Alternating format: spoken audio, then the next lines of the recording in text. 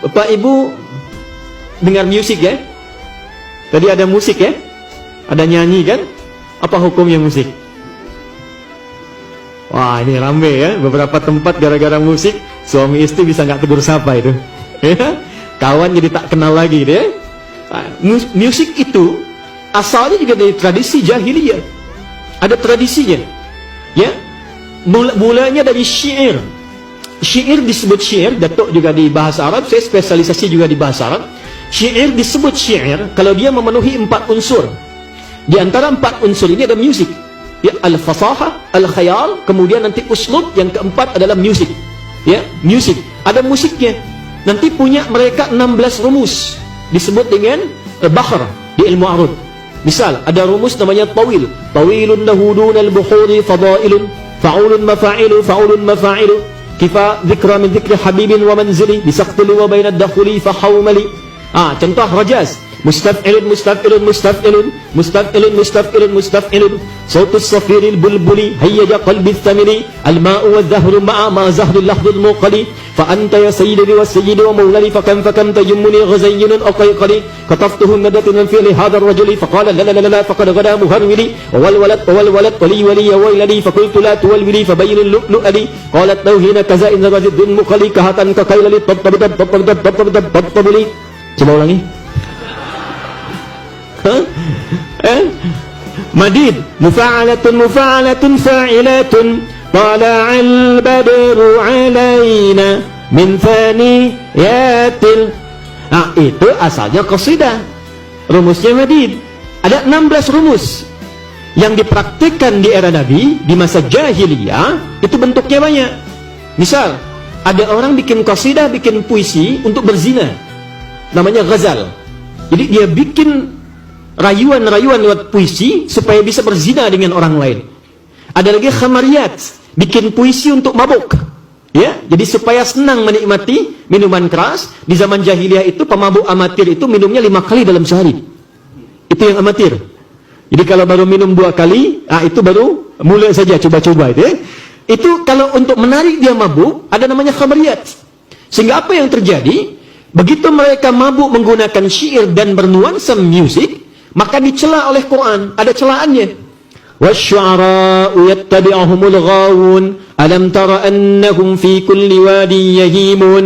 Hei, para penyair, pujangga, pemusik itu kebanyakan mereka tidak bermanfaat waktunya. Datang ke lembah-lembah cari inspirasi, tapi hasilnya berbuat maksiat. Maka turunlah ayat tentang para pujangga, para pemusik.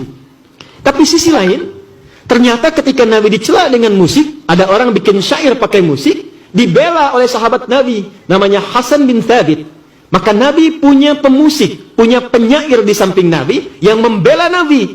Dan ketika membela Nabi, turunlah ayat illal ladzina amanu wa amilus shalihat, kecuali yang musiknya diarahkan kepada amal saleh dan nilai-nilai kebaikan. Maka para ulama menyimpulkan dari tradisi ini, musik berkembang dibagi 2 bagian. Jika ada yang berkaitan dengan nilai kebaikan, membawa syiar-syiar kemuliaan, tidak berlebihan, tidak memberikan dampak maksiat, maka diperkenankan dengan batas-batas tertentu. Tapi kalau membawa kepada hanyut sesuatu sehingga lupa dengan kebaikan, dia bisa makruh sampai dengan haram. Sehingga ada ulama menempatkan musik seperti hukum nikah.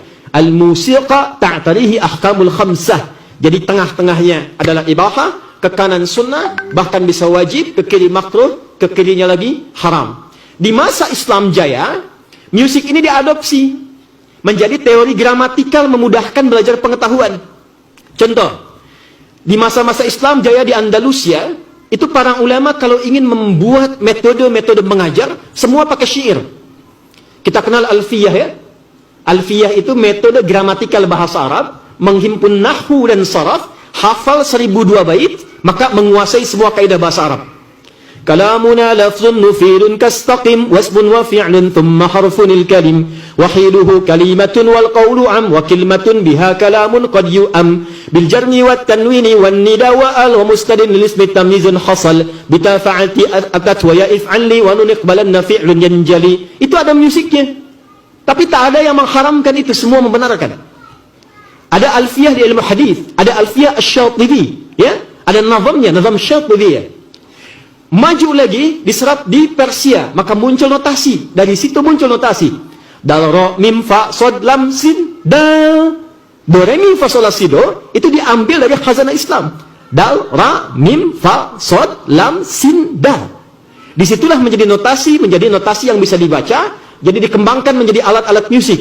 C, D, E, F, G, A, B, C, G, A, B, C, D, F, is G, D, F, is G, A, B, cis D, A, B, cis D, F, is gis A, F, is gis A, B, cis dis E, B, cis dis E, fis gis ais B, fis gis ais B, cis dis ais fis, cis dis ais fis, gis ais bis cis.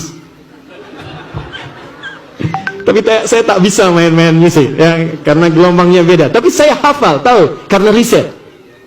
Nah, maka dari situ kemudian dikembangkan, ada tradisi-tradisi musik yang kita dapati. Ada nasyid, kita kenal dulu nasyid, ya, dari akapela sampai diiringi dengan alat, membawa kepada ketaatan, kita ingat dengan Allah. Ada Raihan, ada Hijaz di Malaysia, Indonesia ada The Fikr, ya, kemudian ada The Zikr dan sebagainya. Itu sah, tidak ada masalah. Tapi ketika musik digunakan untuk maksiat kepada Allah, cinta satu malam, apalagi itu, ya, dan seterusnya, itu yang dari liriknya bertentangan, maka tradisi itu ada yang bisa dibenarkan, diakomodir oleh syariat, ada yang ditolak secara langsung.